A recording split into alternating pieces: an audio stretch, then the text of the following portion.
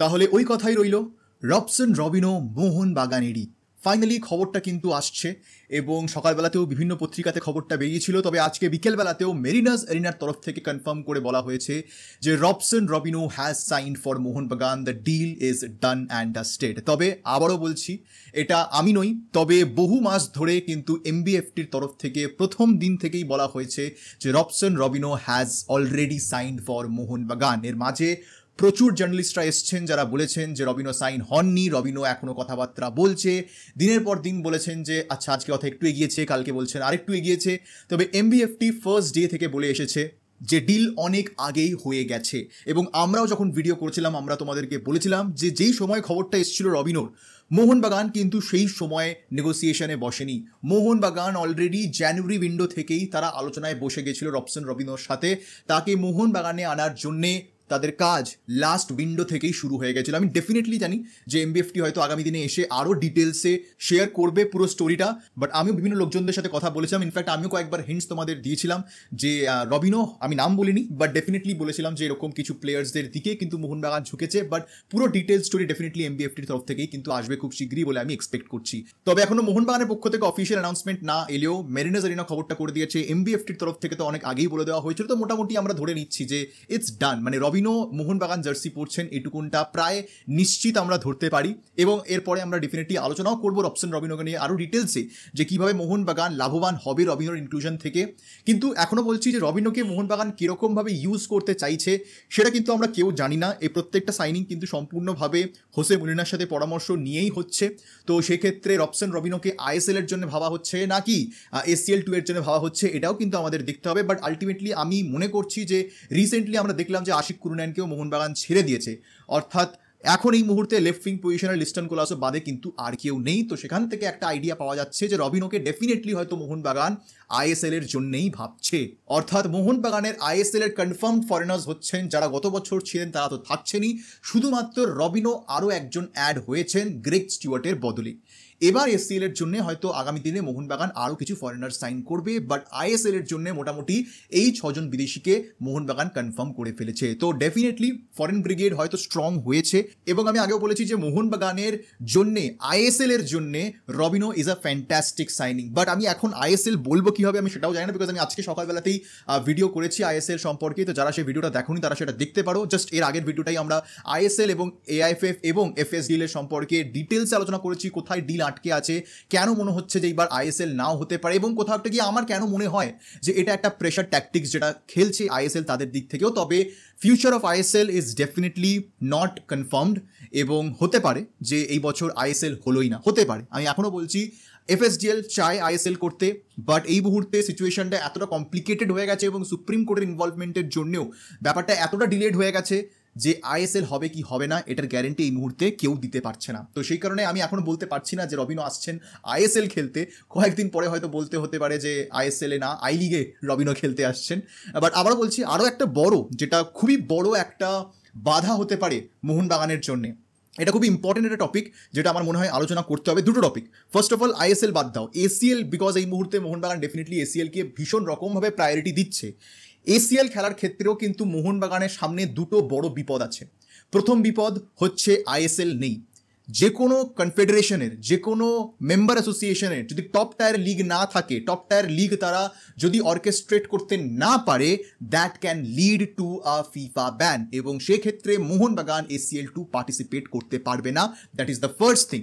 আর second হচ্ছে যদি আমরা ধরেও নিই যে এইবার কোনোভাবে একটা লিগ করে নিতে পারলো এআইএফএফ, আইএসএলই ধরো থাকলো, বিকজ আমি এখনও মনে করছি আইএসএল হবে যখন কোর্ট রিজিউম হবে তারা ডেফিনেটলি হয়তো বলবে যে আমাদেরকে 6 মাসের এক্সটেনশন দেওয়া হোক, বিকজ এতজনের মানুষ ইনভলভড আছেন, এতগুলো ক্লাবস ইনভলভড আছে, আমরা এতটা শর্ট পিরিয়ডে আমরা একটা লিগ বন্ধ করতে পারি না।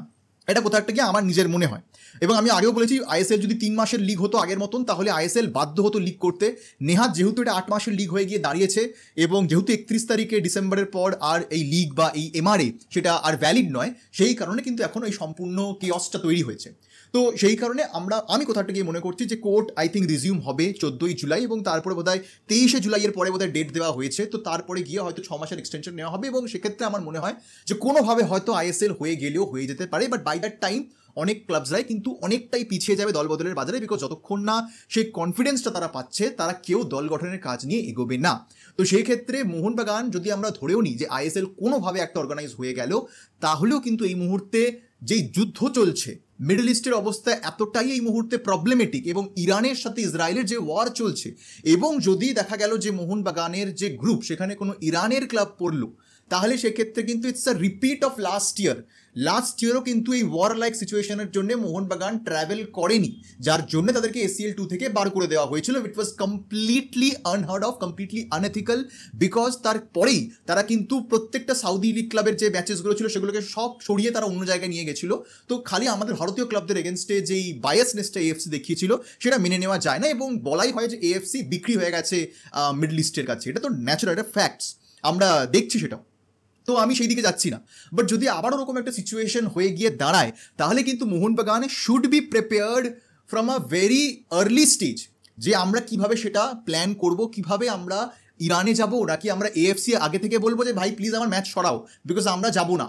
এই কমিউনিকেশনগুলো কিন্তু মোহনবাগানকে অনেক আগে থেকে করতে হবে। যেই মুহূর্তে গ্রুপ বেরোবে, তখন যদি দেখা যায় যে কোনো এরকম দেশের সাথে তাদের খেলা পড়তে পারে, যেখানে যে ক্লাব যেখানে আছে সেখানে কোনো ওয়ার লাইক সিচুয়েশন এখন আছে বা হয়তো আগামী দিনে আসতে পারে, সেগুলো কিন্তু মোহনবাগানকে আগে থেকে প্ল্যানিং করে AFCর সাথে বসে ডিসকাস করে একটা সলিউশন বার করতে হবে। না হলে তারা যদি আবার ট্রাভেল না করে, তাহলে কিন্তু মোহনবাগানকে আবার ACL 2 থেকে বার করে দেওয়া হবে। So these are two very big things that Mohun Bagan should be aware of before they start preparing for their ACL 2 campaign, because এইবারের ACL 2 মোহনবাগানের জন্য ভীষণ ভীষণ ইম্পর্টেন্ট। তারা গত মরশুমে অনেক খরচা করেছিল ACL 2 খেলার জন্য, বাট আলটিমেটলি তারা সেটা খেলতে পারেনি। তো সেই কারণে এই সিজনে যে কোনো বড় খরচা করার আগে মোহনবাগানকে অন্তত এই জিনিসগুলো মাথায় রাখতে হবে।